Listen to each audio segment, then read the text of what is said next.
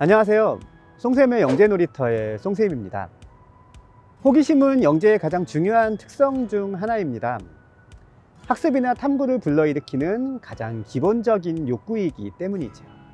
그리고 이러한 호기심을 해결하는 과정 속에서 생기는 지식이 또 다른 호기심을 유발하면서 아동의 지적 능력은 비약적으로 발달하게 됩니다. 그래서일까요? 아이들은 질문이 참 많습니다.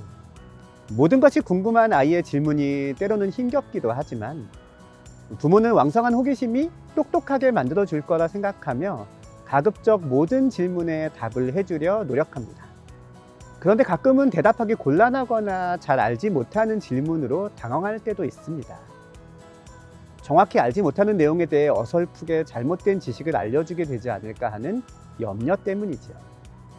이에 오늘의 사랑방에서는 아이의 왕성한 호기심에 부모가 어떻게 대처해야 하는지에 대해 이야기해 보도록 하겠습니다. 자, 그럼 오늘도 저와 함께 사랑방으로 들어가 보실까요?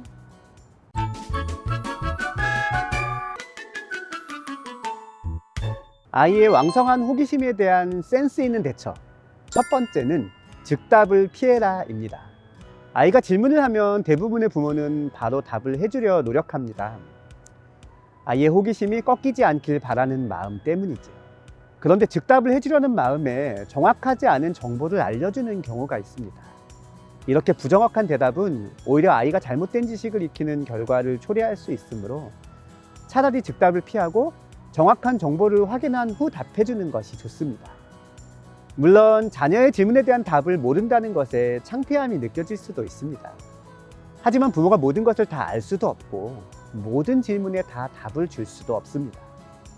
오히려 아이는 부모가 자신의 모든 호기심을 채워줄 수 없다는 사실을 깨닫고 스스로 의문을 풀기 위해 자료를 찾거나 시뮬레이션을 해보는 등의 액션을 취할 수도 있습니다.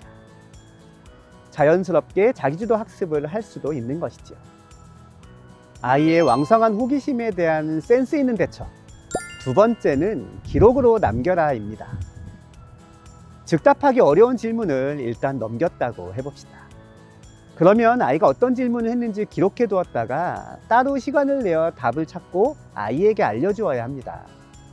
그런데 보통은 이렇게 짬이 나도 정작 아이가 어떤 질문을 했는지 기억이 나지 않아 적당한 대답을 해주지 못하는 경우가 많습니다. 그러므로 아이의 질문은 되도록 기록으로 남기는 것이 좋습니다. 그런데 기록을 남기라고 하면 대부분 메모나 모바일 메시지와 같은 텍스트의 형태로 남기려 합니다. 아이의 질문을 적어 놓는 것이죠. 하지만 이러한 텍스트 형태의 기록은 생각보다 많이 귀찮습니다. 그럴 때에는 굳이 텍스트 형태가 아닌 영상 형태로 기록하는 것이 편리합니다. 스마트폰 영상 녹화 기능을 이용하여 아이가 하는 질문을 그대로 촬영하는 것이죠. 한편 질문을 기록하려 하면 대부분 즉답을 하지 않은 것만 기록하려는 경향이 있는데요.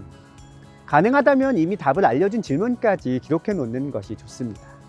동일한 질문을 반복해서 하는지의 여부를 확인할 수 있기 때문이죠. 아이의 왕성한 호기심에 대한 센스 있는 대처. 세 번째는 함께 강구하라입니다. 어떤 부모님들은 스스로 궁금증을 해결하는 것이 중요하다고 생각하여 아이가 질문을 하면 일부러 답을 알려주지 않고 스스로 답을 찾아보라 하시기도 합니다. 자기주도적 학습 능력 물론 매우 중요한데요. 문제는 아이가 스스로 답을 찾는다는 것이 쉽지 않다는 점입니다. 아이에게 문제 해결을 전적으로 맡긴다고 해서 자기주도 학습 능력이 저절로 생기는 것은 아니니까요. 그러므로 처음에는 함께 답을 찾는 협력형 탐구가 불가피합니다. 책이나 인터넷을 통해 궁금증에 대한 답을 아이와 함께 찾아가는 것이지요.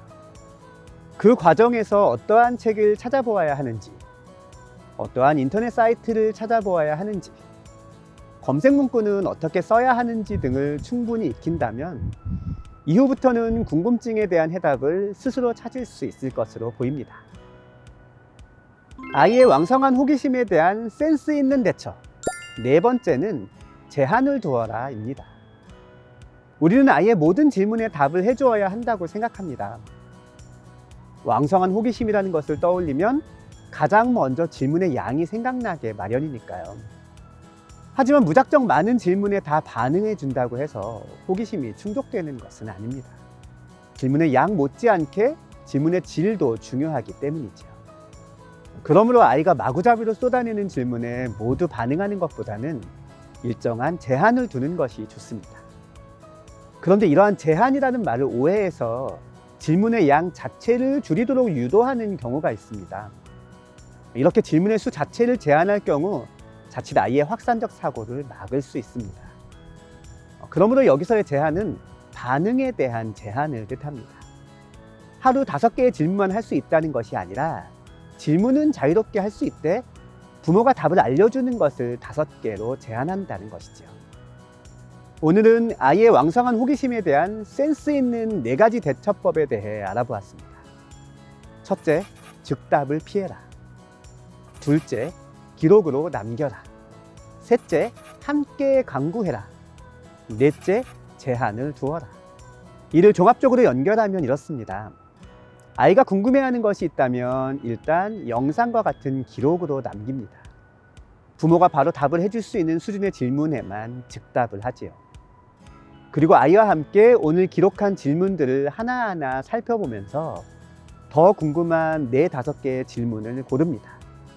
그런 다음 함께 질문에 대한 답을 찾아보는 것이죠. 다소 번거로운 과정일 수 있지만 꾸준히 진행하신다면 아이에게 분명 큰 도움이 될 것으로 보입니다. 오늘의 사랑방은 여기까지입니다. 다음 시간에도 학부모님들이 궁금해하실 만한 좋은 이야기로 찾아뵙겠습니다.